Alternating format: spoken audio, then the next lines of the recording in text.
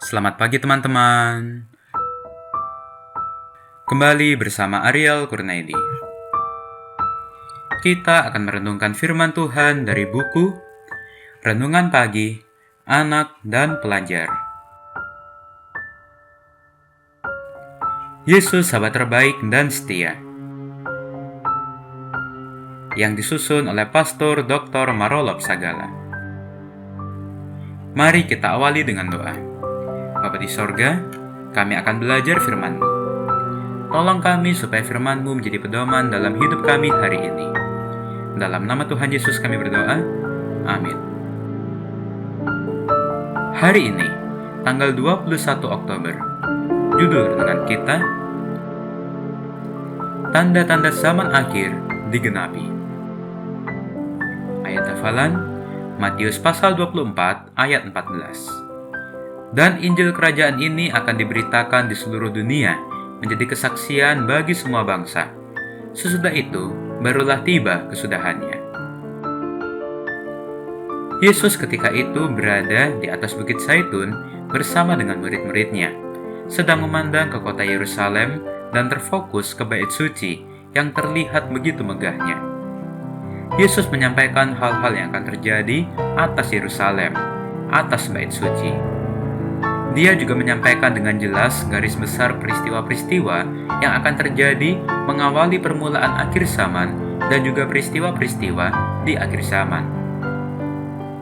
Munculnya Mesias palsu, rumor tentang perang, bahkan perang antar bangsa dan antar kerajaan, kelaparan dan kebah bumi. Bila mana itu terjadi, itu belum akhir zaman. Itu semuanya masih awal dari penderitaan menjelang zaman baru bagi umat Tuhan. Sebagaimana yang terdapat di dalam Markus pasal 13 ayat 8. Setelah peristiwa-peristiwa itu terjadi, maka kesukaran akan semakin bertambah. Yesus menerangkan lebih lanjut apa yang dia ramalkan akan terjadi menjelang akhir zaman. Yesus berkata kepada murid-muridnya, "Pada waktu itu, kamu akan diserahkan supaya disiksa, dan kamu akan dibunuh, dan akan dibenci semua bangsa oleh karena namaku. Dan banyak orang akan murtad dan mereka akan saling menyerahkan dan saling membenci. Banyak nabi palsu akan muncul dan menyesatkan banyak orang. Dan karena bertambahnya kedurhakaan, maka kasih kebanyakan orang akan menjadi dingin." Sebagaimana yang tertulis di dalam Matius pasal 24 ayat 9 sampai 12. Begitulah hebatnya kesukaran yang akan terjadi. Peristiwa-peristiwa yang diramalkan itu sudah terjadi. Banyak umat Tuhan, rasul-rasulnya, atau pengikut Yesus telah mati dibunuh oleh karena menjadi pengikut Yesus. Alkitab mencatat kematian Stefanus, Yakobus, Petrus yang mengalami penganiayaan. Perkiraan Kristus nyata digenapi sebelum keruntuhan Yerusalem di tahun 70 sesudah kematian Yesus.